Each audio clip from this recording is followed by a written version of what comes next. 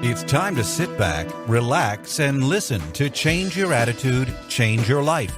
Change Your Attitude, Change Your Life will inspire, motivate, and empower you. Live your best life now. Listen, learn, think, and decide. Change your attitude, change your life. And now, here's your host, Joan Herman.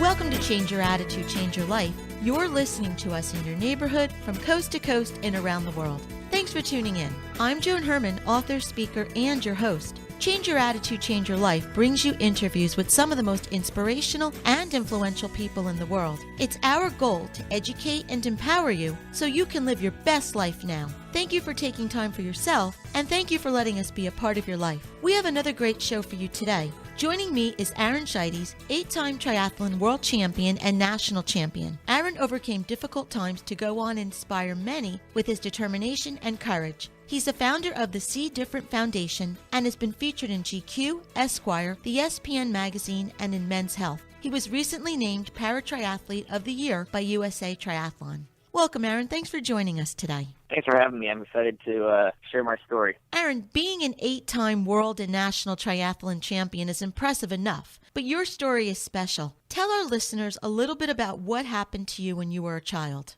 Well, I was born just as any other kid with full vision, and as I got into my elementary school years, I started losing my vision. My teacher started noticing that I wasn't seeing the chalkboard, wasn't able to read regular-sized books, and so then I went on basically about a 4-year journey, exploration of trying to find out what was going on. And for me, being young and everything, I didn't really know what was going on. I was just kind of living my life.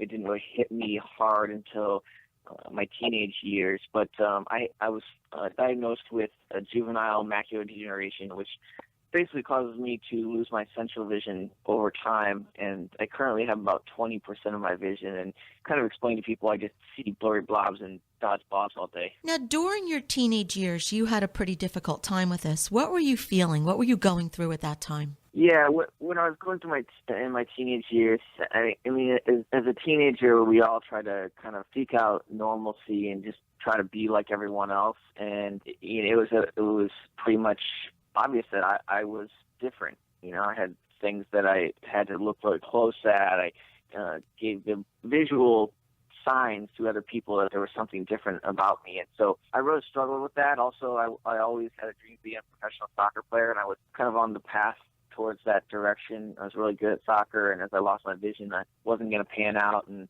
so at first I figured and kind of told myself, well, if I just work harder than everyone else and just practice more than everyone else. So I spent hours and hours and hours every single day after school and kind of lost my friends and like that, trying to just keep up with everyone else, thinking if I worked harder. But it doesn't work out that way when you can't see the ball, and the sport is directly linked to having good vision. So I went into a depression that was diagnosed with an eating disorder and obsessive compulsive disorder. So I think the obsessive compulsive was kind of the first part of it, along with the depression, but that was kind of triggered by not being certain of what I was seeing ever. So like I would check the clock and check it and check it and check it again, just to kind of confirm to myself that I was seeing it correctly, and then that became an obsessive behavior. And I was on a downward spiral and definitely had thoughts multiple times of ending my life and what was the purpose of living, and so it was definitely a struggle, and that was kind of my grieving acceptance process. Aaron, how were you able to turn it around and go on to do all that you've accomplished? You know what, I think there wasn't some sort of miraculous event that happened or anything. I think it was just I got to the point and I was just going on this downward spiral that kind of, I guess people would say, hit rock bottom, and you have to make a choice of if you're going to just let life take over you or you're going to conquer it. So I really just finally got to the point of realizing, you know what, this is just who I am, and this is normal for me, and I'm not going to really care about other people and what they think or how they view me. Whenever you go through any sort of major hardship or obstacle, you learn how to be resilient, and that's one of the main things I try to teach people is is that resilience is something that we all can have. It's learned, and it's learned through hardship and obstacles. And I decided to change my attitude and change my life in the way that I look at life and learn how to be resilient. And then I started looking out for things to conquer. Why do you think you chose sports? Was that, I know you said that you were very good at soccer. Do you think a lot of your identity was tied into athletic activities? Yeah, I mean, I've always been a really good athlete, and I've always, since my childhood, I've loved sports. I mean, as a child, even when I had closer to full vision, I liked every sport. I mean, my favorite show is ESPN Sports Center. But so, I mean, I've followed sports consistently throughout my whole life.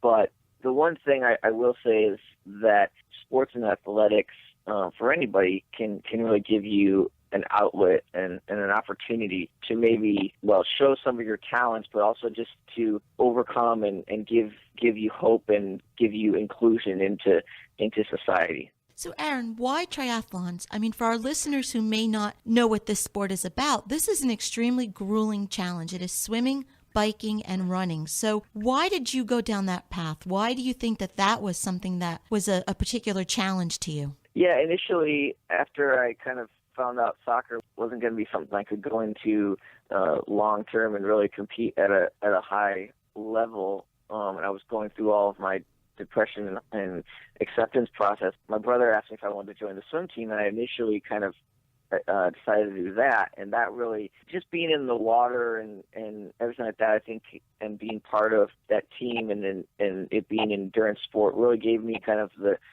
freedom and from society and all the pressures that maybe society puts on you. And so I really began to love endurance sports. And then I joined the cross country and track team, and so I got involved in another endurance sport. And like I said before, when I really learned how to be resilient, I started looking out for new challenges and obstacles to conquer. And so I heard about a small little triathlon and told my parents that I would like to do it. And then the thing about triathlon, it's kind of like Pringles. Once you pop, you can't stop. You do one triathlon typically, and you're kind of hooked. So, and that's across the board, not just somebody in my situation, but a lot of people, when they do one triathlon, they typically do many. I'm actually sitting here thinking, if I ever completed one, I would be on my hands and knees just thanking God that I did it. It's so funny because that's what most people say, they want to just do one triathlon, and then the next thing you know, they're like signed up for their next one. So, Aaron, how were you actually able to complete these competitions? Do you have a guide? What type of challenges did you need to overcome? Yeah, when I do a triathlon now, this isn't how I started off doing triathlons. I started off more in the dangerous way of doing triathlons, but that was back I was one of the first blind vision impaired triathletes, and so this was 14 years ago, so there wasn't really a standard of how to do it or rules or anything like that. But now, since my vision has progressed and gotten to a pretty severe level, I do triathlons with a sighted guide, and the guide is kind of like my seeing eye dog, and I have to put all my trust in them. And in the swim, we are tethered by a bungee cord around my waist and their waist, and I feel the tugs on which way to go. They swim side by side with me. And then the bike, we ride a tandem bike. The question always arises, who's on the front? I'm on the back. And so, and then the run, we use the same tether or same type of tether and run side by side. And the guide gives me audible cues for curbs and potholes and turns and anything like that. So the difficulty is, well, one, you have to learn how to do triathlon, learn how to do it blind, but you also have to find a guide beforehand that's faster than you. So, Aaron, your motto is to smile through the pain. From where do you think you derive your strength? You know what, I know that I have been given just a lot of internal drive, I think, from my parents, but I think really just all the hardship and all the obstacles and all the things that I've had to do extra maybe and really learn how to be strong, I think have taught me how to be strong in every other aspect of life. And it really teaches you to not take small things for granted. And so I really just have learned also that, it's not worth it to worry, or it's not worth it to really just hate things in life. You can always find something good out of it. And so that's why my motto is smile through pain. And the reason for that is when I race, you're pushing your body to its limits, and there's going to be pain, there's going to be muscle fatigue. But I found that if you just smile through that when you're racing, no matter how much it physically hurts, it'll hurt less, because when you smile, you release endorphins, which is kind of a natural pain reliever. And so I just try to smile as much as I can, and typically it doesn't hurt as much. Still hurts, but not as much. Aaron, what would you say to someone to inspire him or her to look past a challenge and not let it stop him or her from moving forward? Yeah, really, two things. I tell everybody that, one, because my mission is to educate and inspire and change society's perspective on people with any disability. I try to teach people that you don't need vision to be a visionary. So just because you don't have a certain sense or a certain body part or whatever doesn't mean you can't be successful. And no matter who you are in this world, we all have different potentials, but we all have the same ability to reach our own potential. So if we don't give it our best and we don't try to reach our own potential, we never will get success. So yeah, really that's just kind of my motto. And then obviously I think attitude and resiliency are key parts of that. Aaron, tell us about the See Different Foundation. What's your mission, and other opportunities that people can get involved with? Yeah, the See Different Foundation is a nonprofit that basically helps blind and vision impaired individuals get into athletics and provides opportunities through pairing sighted individuals up with blind individuals as their guides for any sort of active lifestyle. It basically promotes an active lifestyle and opportunity for blind and vision impaired individuals. And people that want to get involved with the See Different Foundation can go to the See Different Foundation's website. It's just the letter C, the word different.org. Or my own personal website is seedifferentwithaaron.com, and that's really where I put all of my blogs and my quotes and everything like that. Aaron, very quickly before we run out of time, what would be something you would like our listeners to walk away with from this interview? I would really like the listeners, I think, to walk away with just another story of someone that has some sort of major challenge, of overcoming that challenge, and really just someone that has a disability that really just looks at themselves as normal, just like anyone else. And so I try to teach people about discontinuous ability versus disability. So people like myself, although we might have some what society might call a disability, I consider it more of discontinuous ability, meaning we have tremendous ability in many areas and other areas where there's gaps. And through accommodations and adaptations that the world has provided us and we've learned, we bridge those gaps and are able to do tremendous things. Aaron, thank you so much for being here with us. As Aaron said, you don't need vision to be a visionary, and you can see different with Aaron. So it's wonderful having you here. Thank you. Thank you so much. We'll be right back.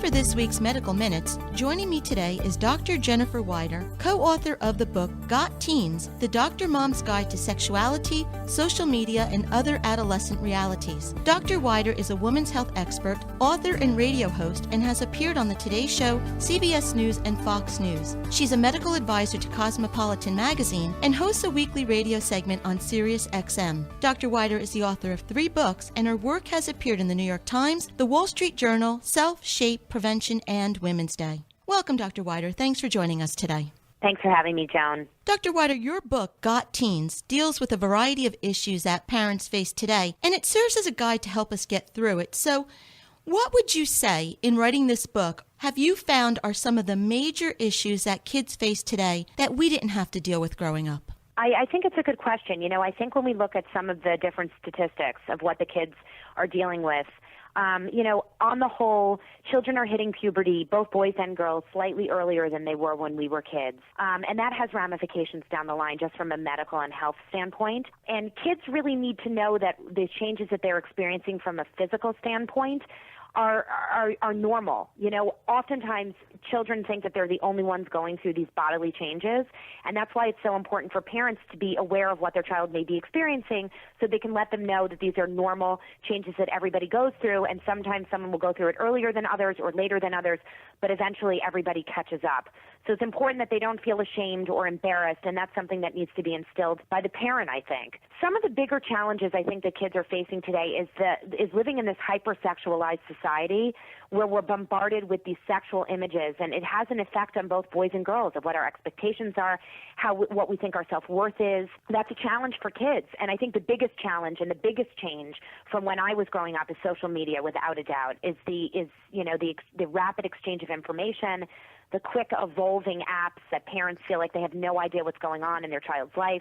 Oftentimes the child knows much more about social media than the parent, and it's very difficult to keep up with that, so I think that presents a challenge as well. And you just mentioned that children are reaching puberty earlier than before, and when you look at some of these kids, we tend to think that they're older than they are, but they're really not emotionally prepared to handle a lot of these challenges. And why do you think that kids are physically maturing earlier? I think this is a big question mark.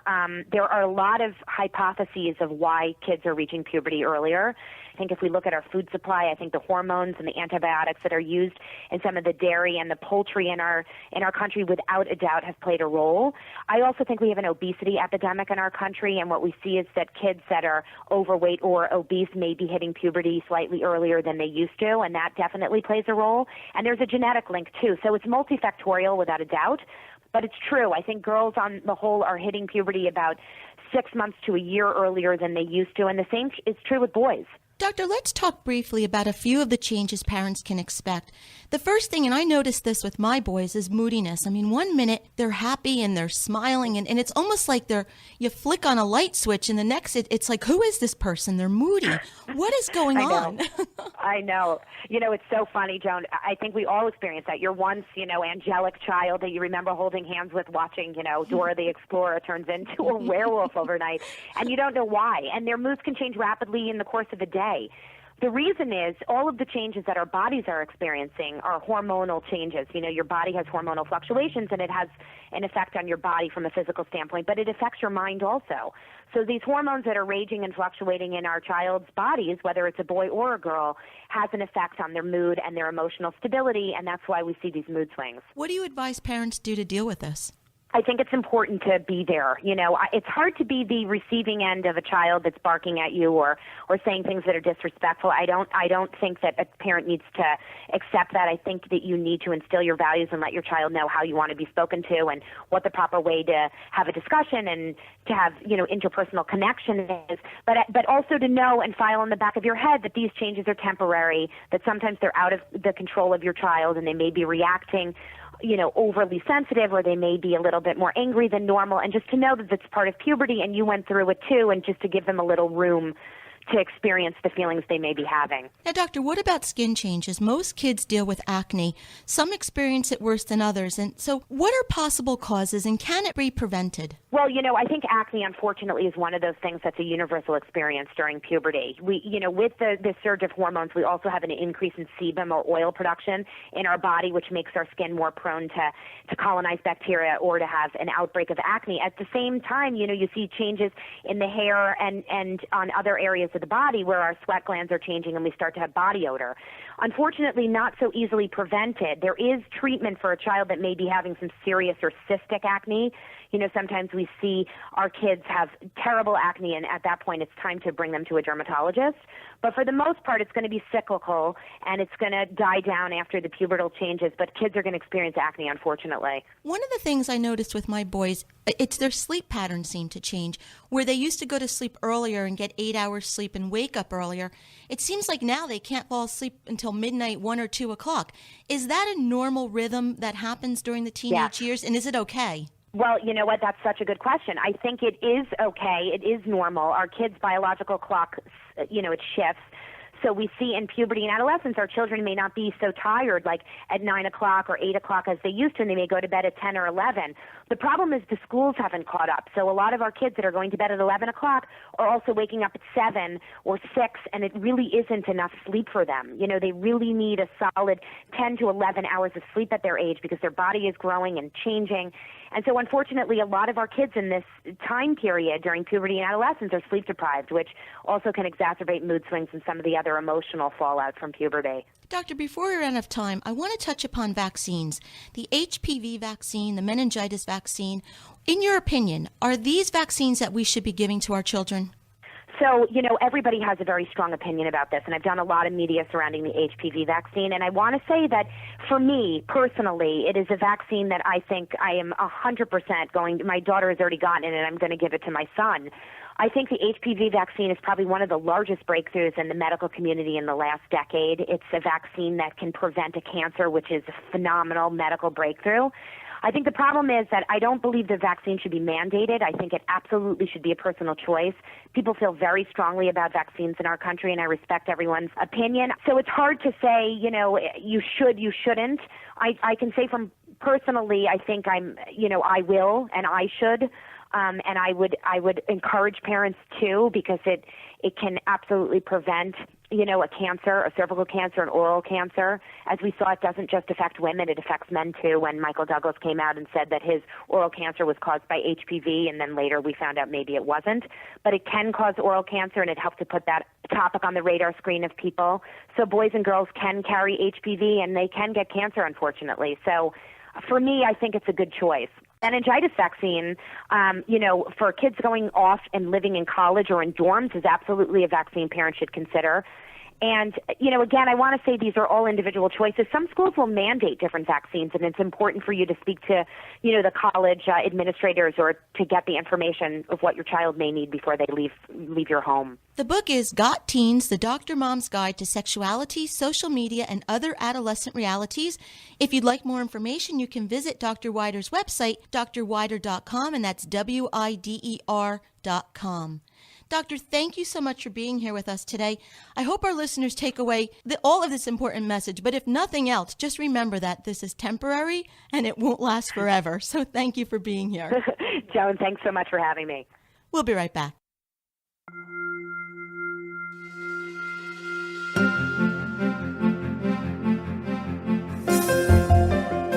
We all want to live a happy, productive life, but sometimes we just need a little help. Our Coach on Call experts provide strategies to help you live your best life now. Joining me today is Louis Soto Jr., a transformational life coach and author of the book, Awaken to the Brand New You, The Path to Reinventing Oneself. Louis is a motivational speaker and founder of New Life Living.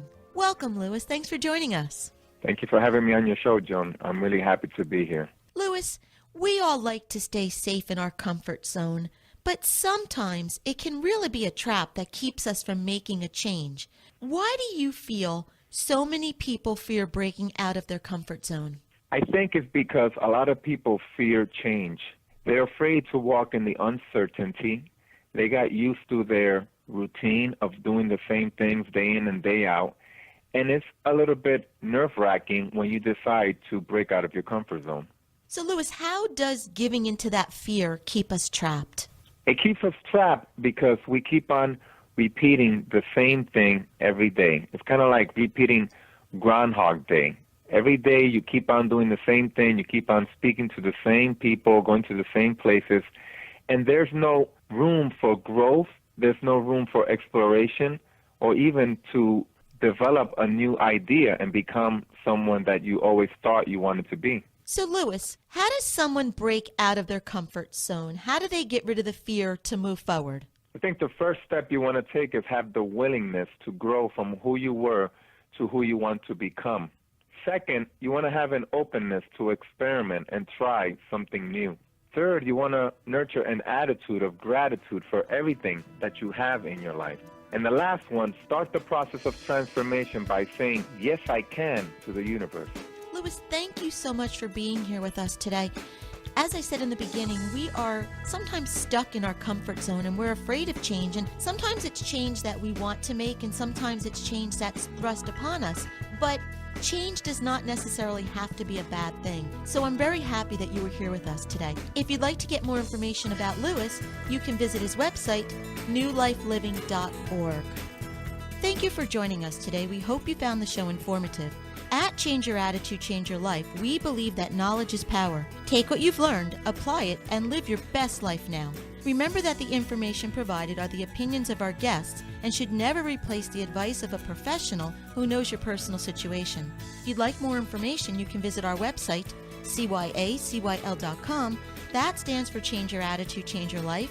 While on the site, listen to past shows on demand, read the digital magazine, take part in the book club, and be sure to follow the show on Facebook and Twitter. Until next time, this is Joan Herman. Thanks for tuning in.